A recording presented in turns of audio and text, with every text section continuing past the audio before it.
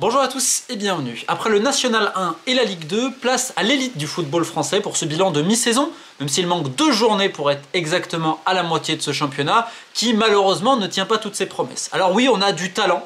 Dans chaque club, il y a des très bons joueurs. Par exemple, Monaco, Zakaria, en termes de milieu, c'est quand même très fort. On a évidemment les prouesses parfois de Ben Seguir, Ali Akouch, Minamoto, etc.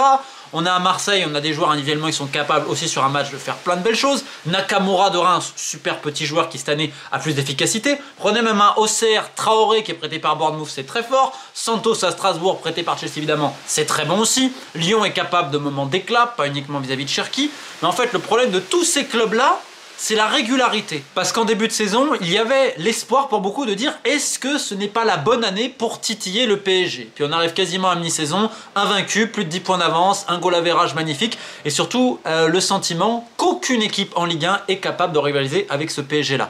Alors c'est terrible parce que quand on voit les résultats et les prestations en Ligue des Champions, beaucoup pourraient se dire mais attends, une équipe comme Marseille, comme Monaco, pourrait vraiment les titiller. Sauf que dans tous les gros matchs, les Parisiens, Marseille, alors oui, il y a le carton rouge que vous voulez, il y avait déjà un 0 et Marseille était complètement perdu. Lyon, ils ont eu du mal. Il y a eu uniquement le match à Lille où ils ont eu vraiment, voilà, c'était un peu litigé avec des décisions d'arbitrage et tout. C'était le début de saison où ils ont quand même un peu galéré au tout début. Et là, le PSG a l'impression qu'il roule sur tout le monde. Alors bien sûr, Neves, super joueur au milieu. Et en fait, il y a toujours quelqu'un qui est capable de faire la différence. Défensivement, on les inquiète pas tellement. Donc j'ai presque envie de dire qu'ils jouent dans un fauteuil. Et en fait, c'est l'avantage psychologique. C'est l'impression que les équipes viennent de manière résignée. Enrique s'adapte quand même énormément tactiquement. Alors, des fois, peut-être que certains vont dire qu'ils ne sont pas très fans de ce qu'il va tenter, mais globalement, quand il y a une difficulté dans le match, souvent il réagit très vite et tout.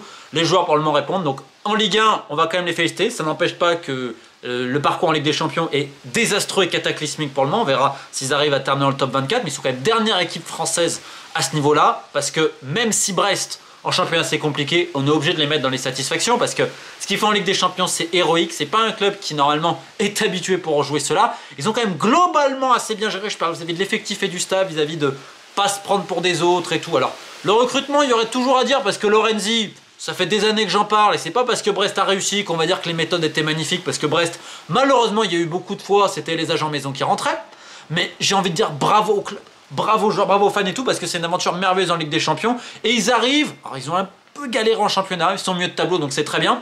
Lille aussi, je vais quand même les mettre dedans, même si le manque de régularité au bout d'un moment, ce n'est pas normal quand tu as autant de talent. Mais le club va tellement mieux qu'il y a des années, quand Gérard Lopez et toute la fine équipe étaient là, que j'ai envie de dire bravo, pareil pour ce qu'ils font en Ligue des Champions. Alors encore une fois, Lille c'est la régularité et on a un président, Olivier Létang, qui commence sa tournée médiatique parce qu'il rêve que d'une chose, c'est de récupérer le poste de Vincent Labrune à la Ligue de football professionnel. Je crois qu'à peu près tous les présidents de clubs sont au courant. Ce serait bien que le grand public aussi comprenne des fois certaines interventions médiatiques.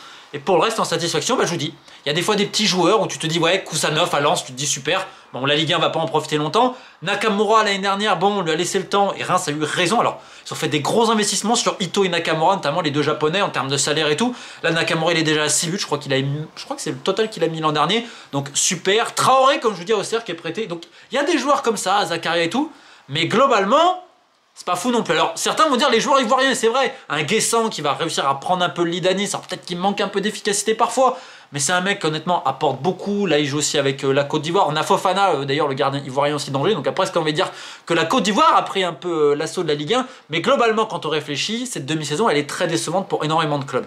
Alors en premier lieu, on est obligé de parler de Montpellier. Et je ne sais même plus quoi dire en fait vis-à-vis de Montpellier. Mais en fait, si, c'est une tristesse pour les fans, pour les employés, parce que c'est totalement mérité. Quand tu travailles aussi mal, avec autant de je m'en foutisme, c'est-à-dire qu'il y a des gens de la direction, notamment le directeur sportif, Carotti, c'était je veux avoir 12 millions pour Chotard. D'accord, ok. Donc il y avait une offre, hein. Il y avait 8 plus 2, je crois. Et 9, il me semble. C'est soit 8 plus 2, soit 9 millions, j'ai un doute. Non, non, moi ils vont mettre 12 pour Chotard. Bah, ils ont rien mis. Hein. Finalement, donc là, cet hiver, tu le vends pour 6 millions. Bien joué, les gars. Altamari, ouais, mais on va le vendre au Qatar. Il veut pas aller au Qatar. Non, non, ok, d'accord. Tu demandes trop cher alors qu'il y avait des offres pareilles pour les clubs en Europe. T'aurais pu donc vendre certains de tes joueurs, être un poil moins dans le rouge financièrement. Non, tu le fais pas non plus. Tu vas recruter Birama Touré qui était libre. Bon, et Maximovic, je crois, un défenseur central qui, pour le coup, m'a dit qu'il apportait pas mal en interne. Tu vas récupérer aussi un jeune de Strasbourg en presse sans option. Alors qu'un bon joueur, hein, il joue en équipe de France jeune et tout, très bien. Donc ça va t'apporter, mais sans option d'achat, ça veut surtout dire que ça va aider Strasbourg. Puis le reste de ton équipe, que dire? Quand tu donnes des salaires pareils à Savanier et Cazerie, Savanier en plus qui fait la loi, hein, parce que si certains joueurs reviennent pas, bah, c'est parce que Savanier veut pas, clairement. Mais avec Zakaria Lardy, quand tu vois leur poids, l'hygiène de vie, l'état de forme, c'est un désastre avec les salaires pareils. La masse salariale, les pertes, quand tu fous rien, quand tu travailles mal, tu le payes. Et c'est terrible pour les fans et tout, parce que là, tu te dis, en plus, ils vont reprendre le pauvre Jean-Louis Gasset. Jean-Louis Gasset, ok, c'est un pompier, il a fait plein de bonnes choses et tout, mais tu peux pas non plus, je veux dire, il n'a pas une ambulance permanente pour sauver tous les clubs en détresse. Donc tristesse évidemment pour Montpellier. Rennes, que dire? On a fait une vidéo spéciale. Je vais juste rajouter une chose. Djoufreda, l'agent, pourquoi il est quasiment dans tous les deals cet été? Et pourquoi Meister, ce fameux joueur que Rennes signe 7 millions, un mec qui valait même pas 1 million? Vous pouvez expliquer comment ça se fait que quelques mois avant, il devait aller en test en D2 belge? Donc même en D2 belge, les mecs voulaient un test pour Meister. Et toi, tu mets 7 briques un peu derrière? Le joueur de MLS, le Colombien que vous faites, doublez le prix, hein. Ah mais il y a Djoufreda dedans, c'est un heureux hasard. Et donc là, Rennes Catap, vous savez le pire dans le... Parce que bon, les Pinot, ils comprennent rien à rien, je suis désolé. Le fils Pinot, il va falloir qu'il m'explique à un moment donné, si ça le gêne pas de se faire avoir à chaque fois. Parce que là, on te ramène Sampaoli, mais Pouille, qui vient de Lens, il est persuadé que Sampaoli, ça n'a pas duré, comme ça il va ramener Hez de Nice. Donc tu fais Sampaoli, potentiellement tu lui donnes un chèque dans quelques mois pour ramener un autre coach. Donc en fait, vous jetez la saison. Ok. Stade Rennais, hein. Club ambitieux, qui a des moyens, etc. Et tout. Okay. Pareil à Nice. Hein. À Francaise, ça commence déjà. Oui, mais j'ai mal à la tête. Oui, mais j'ai ci, mais j'ai ça. Parce qu'il pense qu'il y a une chose, c'est partir. Florent Maurice, le directeur sportif qui est arrivé de Rennes, pense qu'il y a une chose, c'est partir. Ils sont déjà le marché. Parce qu'en fait, bah non, en fait, il n'y a plus d'ambition parce qu'il n'y a plus un copec à Nice. Radcliffe, il met tout pour United. Ça, on l'avait expliqué. Oh, quelle surprise! Alors, le recrutement de Nice. Alors, j'ai du mal à prononcer le défenseur qu'ils ont recruté, qui est, je crois, canado-congolais. Qui est plutôt pas mal. Ok. Abdi, tu vas le chercher de latéral de camp, très bien le Tunisien. Bon là il est un peu blessé. Mais le reste, défenseur égyptien qu'ils ont fait. Tu vas chercher Klaus. Bon Sanson il s'est blessé malheureusement le pauvre.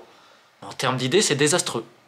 Alors, recrutement désastreux, vous allez me dire il y a Auxerre. Et pourtant Auxerre j'aurais dû les mettre dans les satisfactions. Parce que c'est un petit budget et c'est très bien. Mais en fait la direction, déjà quand t'as Malherbe qui dirige le club, déjà ça va pas. Comme vous le savez, moi le championnat écossais c'est vraiment le seul que je suis assidûment sportivement. Quand j'ai vu qu'ils sont allés récupérer Blair de Motherwell, et j'adore le foot écossais, hein. Mais non, non c'est pas possible. Tu peux pas aller récupérer Blair de Motherwell. Ah bah oui, bah ça marche pas, non, c'est une surprise. Alors ils ont récupéré un Koulibaly, le pauvre il s'est pété le genou, on va pas le blâmer. Traoré c'est pas mal, c'est un prêt de Bournemouth. Ils ont récupéré un bon défenseur qui était à Luton, mais sinon c'est les mecs de Ligue 2. Hein. Donc bravo à eux, hein. Bravo au staff, et bravo aux joueurs, parce qu'en fait ce sont les joueurs de Ligue 2 qui te montrent qu'ils ont le niveau Ligue 1 et ils sont première partie de tableau. Énorme bravo à eux, réellement. La direction, par contre, et le recrutement, voilà, c'est comme pour d'autres choses. Marseille, l'irrégularité, on peut pas dire que c'est une grande satisfaction quand t'as un match par semaine. Alors oui, deuxième, faut terminer top 3. Il y a quand même un peu des déceptions. Monaco, j'ai bien envie de les mettre en satisfaction pour certaines choses, pour le parcours en Ligue des Champions, mais en Ligue 1, non, tu dois mieux faire. À un moment donné, faut arrêter, t'as les joueurs pour mieux faire. Mais t'as ce problème de régularité qui est dingue à Monaco, et pareil pour Lens. Puis là, ils vont, alors je sais pas comment ils vont faire, hein, ils espèrent vendre encore, voilà, on va vendre pour 40 millions... cet hiver. Donc on mandate Georges Mendes notamment pour Koussanov. Koussanov, je crois que c'est Thiel notamment, qui était au recrutement qu'il avait vu ensuite. Ils ont réussi à le faire et tout. Donc là, bah, faut récupérer des jeux, faut vendre des joueurs et tout, d'accord. Donc Damso potentiellement, les vont demander moins d'argent. Et en fait, quand ton championnat est en train de se vendre à tous les agents, qu'est-ce que tu veux que je te dise? Saint-Etienne, on prend pas les en déception. C'est le seul qui a vraiment mis de l'argent en bas de tableau. C'est vrai qu'ils ont mis 20 briques cet été. Ah bah oui, bien joué. Stassin, 10 patates. Oh bien. Mais bon, on a des propriétaires à Saint-Etienne, ils ne viennent jamais.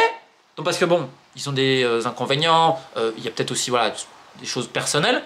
Mais ils croyaient quoi? Ils croyaient qu'en venant une fois ou deux à Saint-Etienne, ça allait le faire, alors que c'est une des pires directions depuis des années? On change rien, on fait pas le nettoyage, et tu mets 20 briques cet été pour être relégable là? Mais c'est honteux. Mais heureusement que t'as le public. Mais heureusement que t'as Geoffroy Guichard. Déjà l'année dernière, on va être très clair, hein, sans les fans et Geoffroy Guichard, Saint-Etienne ne monte jamais. À un moment donné, il va falloir remettre l'église centre du village. Saint-Etienne, c'est un club magnifique, ils sont montés grâce aux fans. Cardona qui met ses buts incroyables, notamment face à Bordeaux, ce match exceptionnel, il met 2 buts en fin de match et tout. Saint-Etienne, ils sont montés au forceps et Geoffroy Guichard, les fans. Cette année, les peu de rencontres qu'il gagne, elles sont où? À domicile, hein. Parce que le public, parce que tout ça. Et t'as mis 20 briques. Mais les gens, ils ont pas honte. Alors, c'est pour ça que j'ai pas envie de taper sur Le Havre et Angers. C'est des budgets de Ligue 2. Donc, ils ont beaucoup moins d'argent que les autres, donc c'est dur à juger. Et Angers, en plus, ils font Arcus. Bon, peut-être parce que je suis beaucoup à Haïti. Très bon latéral droit, c'est peut-être une bonne idée. Après, peut-être certains n'ont pas donné satisfaction. Et bon, ils ont surtout boissier sur la direction sportive qui avant était à Nîmes, je ne vais pas faire de commentaires. Mais globalement, ils essayent aussi de jouer. Donc j'ai envie de rendre hommage à du jeu. J'ai envie de rendre un petit hommage à Angers. Et Le Havre, ils font ce qu'ils peuvent aussi avec les moyens qu'ils ont.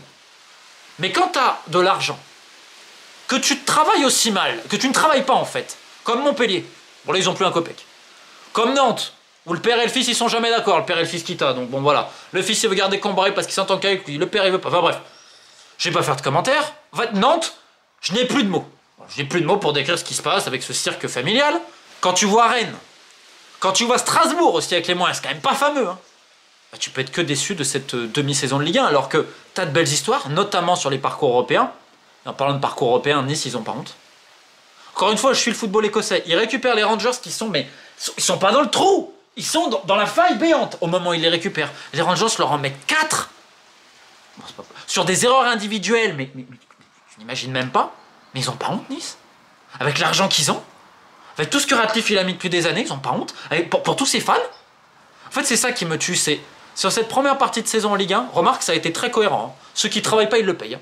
Et le véritable souci, c'est encore l'irrégularité. Parce qu'il y a du talent, et ça qui est le plus terrible. Il y a encore des bons jeunes qui arrivent. Et t'as des bons joueurs, et certains vont partir encore très cher. Faudra encore reconstruire et tout. Et t'en as certains qui anticipent, qui bossent bien, puis t'en as d'autres qui foutent rien. Et le problème, c'est que les propriétaires, t'as l'impression que bon. Donc bref, pour terminer, c'est malheureusement un championnat qui donne un sentiment de gâchis, un peu comme Lyon, qui a de bonnes idées, qui a maintenant plutôt une bonne cellule de recrutement, qui a changé des personnes un peu néfastes pour le club, qui honnêtement a fait des bons choix, mais forcément avec les acrobaties financières de John Textor, tu ne sais jamais comment ça va se terminer. Alors je vais quand même terminer sur une bonne note, parce que j'aurais pu le mettre en satisfaction, mais Pierre Sage. Parce que c'est quelqu'un qui est là pour le foot, vraiment. Et en début de saison, certains se sont dit « Ah, peut-être que Pierre Sage, si ça, il a réussi à redresser le navire ». Alors qu'il a un effectif super mal équilibré quand tu réfléchis, vu le nombre d'attaquants qu'il a, c'est pas évident, surtout en termes d'ego et tout. Tu vois un Cherki qui s'est affiné, qui a dû pas mal travailler et tout, qui là joue peut-être le meilleur football depuis qu'il est arrivé. Donc c'est bien vis-à-vis de Lyon, même si c'est le problème, c'est comme pour plein d'autres clubs français, on sait jamais jusqu'à quand ça va tenir. Donc c'est peut-être pour ça que le PSG est champion. C'est pas parce qu'ils sont spécialement exceptionnels, c'est surtout que les autres, ils arrivent à tenir 1-2 mois, mais tu sais jamais jusqu'à quand ils seront capables d'afficher cette régularité, contrairement par exemple aux Parisiens. Donc voilà, on se retrouve très vite pour les awards de fin d'année et notamment sur malheureusement un autre club qui va couler. Alors il y aura des belles histoires de Noël, mais il y en a malheureusement une très tragique qui est en train de se passer en division inférieure française à Tours, mais on aura le temps d'y revenir. Et donc plus que jamais, keep the faith.